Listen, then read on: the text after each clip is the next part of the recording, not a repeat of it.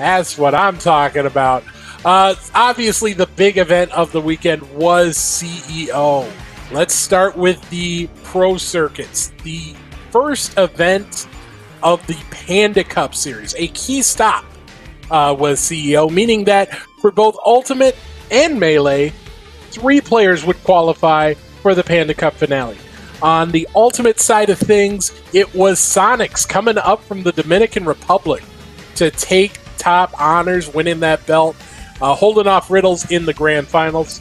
Toast rounds out the podium and snatches up the last qualifying spot. On the Melee side of things, it is Panda's Plup who won top honors, held off Magi in the grand final. Kem rounds out the podium there. All 3 of those players are heading to the Panda Cup finale. CEO was also the first event of the Tekken World Tour for 2022. And this top 8 had a very international flavor to it. It was such a sick top 8. We'll talk about Anakin. Oh, yeah. Anakin is your winner, taking home the biggest haul of points, holding off Book. Joka coming over from the UK to get third. Gen, Rangchu, and Super Akuma. 6 different countries represented in the top 6. That is pretty darn sick. Outside of the pro circuits, you did have some other big tournaments. Strive was the game that closed things out on Sunday night, and it was Jonathan Tene who closed things out with a belt. He got a couple wins over Razzo, sent her to losers, and then finished the job in the grand final. Sent them to loser, excuse me. Hotashi, your moist boy, getting third. Super Noon finishing 4th there. On the Street Fighter side of things, there's a question about who's the number 1 player in the world. The still reigning champion is still getting it done.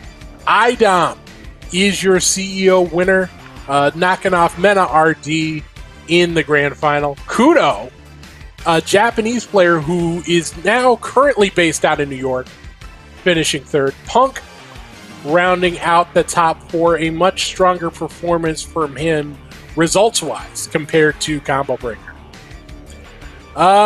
It was also a strong performance. Steve, I was going to say before you move on, I just want to shout out Dr. African, Texas guy, making it over there to tie in for 9th. Big ups to Dr. African. He's a super cool dude. Also, Also, big performance from the Dominican Republic there. 3 players in top 16 coming up with Kaba and Louis Man. Just missing out on top 8. And then we talk about international flavors. You can't not mention KOF. It was a Mexican sweep of the top 4 places. Tamago, your winner this time, holding off Combo Breaker champion Violent Kane. Wuro Asamiya finishing 3rd, and Paco finishing 4th. F. Kane coming up from Brazil to make top 6, along with Canada's finest, Justin Wong. Canada's finest. Canada's finest. Juicebox and Romance rounding out the top 8. They're tied for the top American finishers. Is that in KOF? Juicebox? That's Juicebox. Ooh, shout outs to Juicebox. It's always Juicebox. Let's take a look at the other tournaments that went down.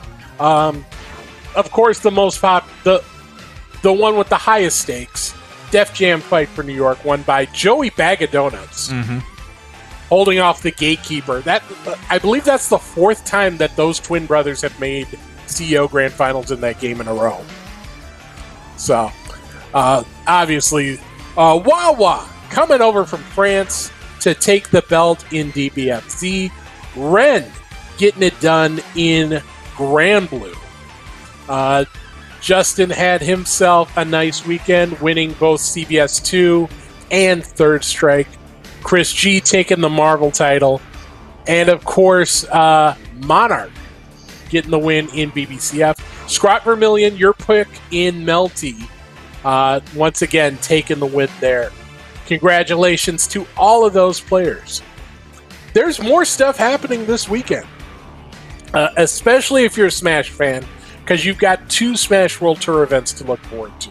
Get on My Level and Colossal. Colossal taking place in Lyon, France. Get on My Level taking place stateside.